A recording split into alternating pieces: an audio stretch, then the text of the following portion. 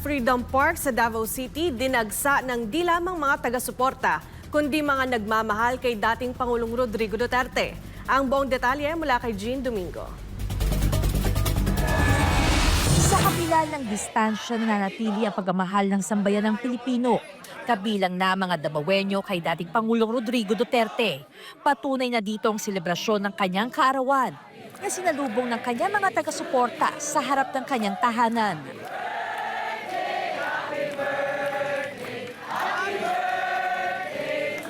At maging sa Freedom Park sa Davao City, dumagsa ang taga-suporta ng dating Pangulo upang ipakita ang kanilang patuloy na suporta at pagpapahalaga sa taong itinuturing nilang pinakamabuting Pangulo ng bansa.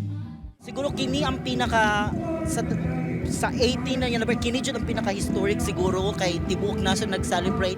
Siguro mao na lang po siguro niyang ikabalos sa mga tao nga mo-attend o king ani to show sa love kay former president, and especially ang love niya sa LGBT sector. Actually, for me, it's not just a celebration. No? This is my attendance here is to show that I have loved the former president, and this is also for me to be thankful for him for what he did to our country. Sana magpakatatag siya at magpakatatag siya. This is just a trial, so inshallah he will be fine and he will be back home soon. Sa naturang pagtitipon, makikita mga taga-suporta na may bitbit na tarpaulin, kandila at larawan ng dating Pangulo, simbolo ng pasasalamat, pagbati at pangungulila. Ito po yung nakikita nyo sa likod. Ito po ay free water. This is from the OFWs and from our friends all over the Philippines. So, bali po, nag-ano po kami sa kanila ng donations for today. And then, we have 10,000 bottles para sa mga Davaoenyos Solid DDS na nandito po ngayon to celebrate the birthday of our dear FPRRD. Actually, I do not really go out, no, during celebrations like this, but I don't know, nasa loob kasi ang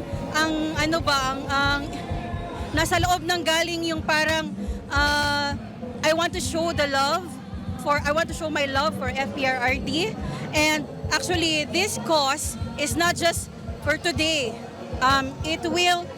It will stay. The donation of the OFWs and my friends will be until makarating o makabalik si FPRRD dito sa Davao City. You stay healthy po. I really, really wish 100 more years for you. And I speak from my heart, and we will wait for you here hanggang sa dulo.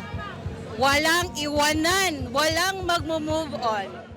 Nagkaisa rin nga nalangin ng mga dumalo para sa kanyang kaligtasan at agarang pagbabalik sa bansa. Yes, I definitely support Duterte because he's a great man. He does many wonderful things for the Philippines throughout his career. And, you know, he does the great deals with China for the economy. He liberates the hostages from the Middle East. He gives money to the people during the pandemic. He gets rid of the drug lords. Many great things he's done. He's a great man. Oh, Davao City very peaceful, especially since Duterte make rules of non-smoking and things like that, and to eliminate a lot of the crime. It's very safe here. That he's my hero, and I admire him very much, and that I hope the bogus charges against him are dropped, and that he comes home safely. And happy birthday. Maliban sa mga dasal at mensahe ng pagmamahal, nagkaroon din ng programa kung saan inalala ang kanyang mga di matatawarang nagawa sa bayan. Kabilang na ang kampanya laban sa krimen at droga hanggang sa pagpapalakas sa ekonomiya at infrastruktura ng bansa.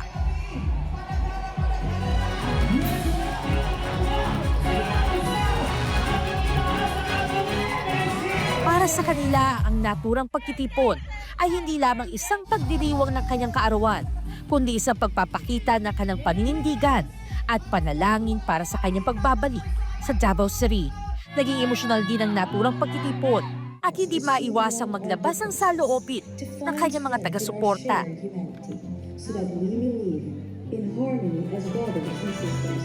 Kung sa bata pa ko, kalang sa Jerome, kalang barpa ka nang sa una. Bubot kay na diya.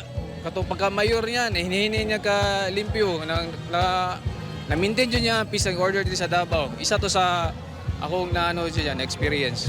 Unta, pabalik ko nyo na si tatay para dili na bubot kay sovereign country man gud ta nya dapat dili ta ihatag sa tatay. Kung litison man si tatay, unta diri lang siya litison. Kasabay nito inihayag rin nila ang kanilang pasasalamat sa tao na para sa kanila ay hindi lamang pinaunlad ng bansa, kundi nagbigay rin ng pag-asa sa kanilang buhay. Bagamat malayo man ngayon ang tinaguriang Tatay Digong, di lamang ng bansa kundi ng buong mundo, ramdam na ramdam ang pagmamahal ng kanyang mga kababayan. Patunay lamang ito ng kanyang taus-pusong paglilingkod sa bayan.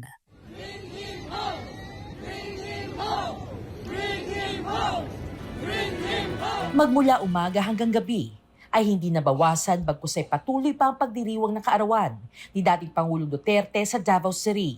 Ang kahabaan ng Rojas Street at Claro M. Recto ay hindi na madaanan at saan mang sulok ka magpunta ay dagsa at punong-puno ng mga supporter. Masaya na sila na kahit malayo sa main stage ay maging bahagi ng selebrasyon. Nagbahagi din ng ilang mga senador tulad nila Senator Bongo at Senator Bato de la Rosa at ilang konsehal ng lungsod. Gayon din ang mismong pamilya ni former President Rodrigo Roa Duterte na naging emosyonal sa pagbabahagi ng kanyang mensahe.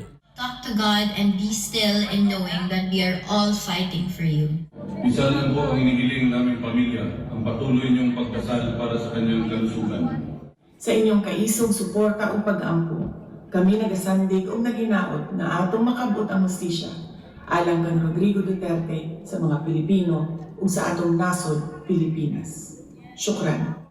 At ang kanilang panawagan, kabilang na ni Davao City Mayor Sebastian Duterte, na hindi dapat tumigil hanggat hindi nababalik sa bansa ang dating Pangulo. Dire sa sunod, aning teritoryo nga ginatawag nila na Davao City, kay Bauta Mutuman sa unsay maayo unsay diha lang ta, pugong ta diha. Unya pagdayon gyud nato nga ipakita nga di gyud ta mo sugot sa gibuhat nila sa inyong tatay dito. Kita bitaw nakabutang ta og usa ka tawo nga Davaoenyo nahimong presidente. Hantod sa ninaog na lang karon. Tan-awa ninyo ang tibok kalibutan, banha kayo kay ilang gipapriso ang tawo nga way sala sa katawhan. Marcos! Tanawa na yan! Wala ka di ako! Wala sila!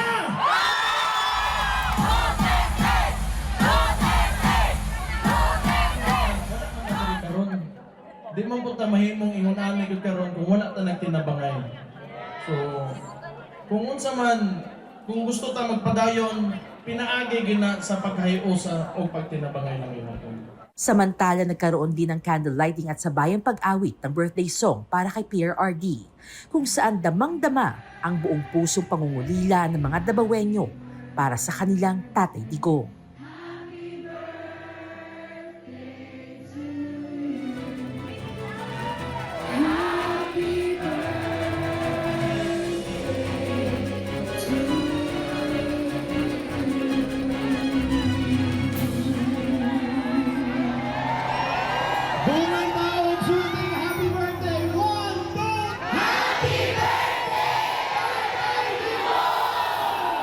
Namangha at naging emosyonal din ang mga dumalo dahil sa tribute para kay dating Pangulong Duterte.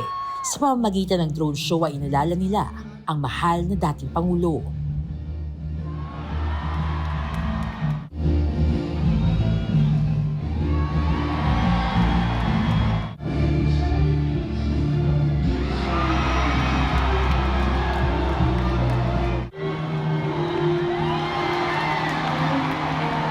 Maliban sa pagbati, nais nilang ipahatid ang kanilang pasasalamat sa dating Pangulo na walang ibang minimithi kundi ang kabutihan para sa bayan.